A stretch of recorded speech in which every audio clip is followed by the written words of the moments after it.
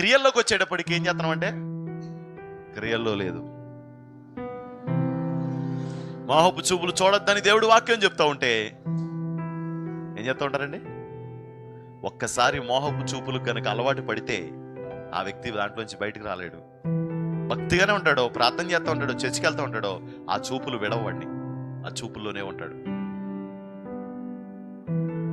ఒకసారి అలవాటు పడ్డాడంటే లంచగొండితనానికి, ప్రార్థన చేస్తూ ఉంటాడు, భక్తిగానే ఉంటాడు, ఏం చేస్తూ ఉంటాడు?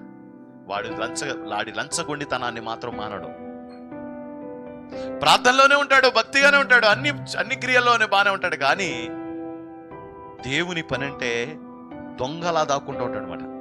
అమ్మో, మనం వెళ్ళి కానించి ఆ పని చేయాల్సి వస్తుంది, ఈ పని చేయాల్సి వస్తుంది అనుకుంటూ ఉంటాడు.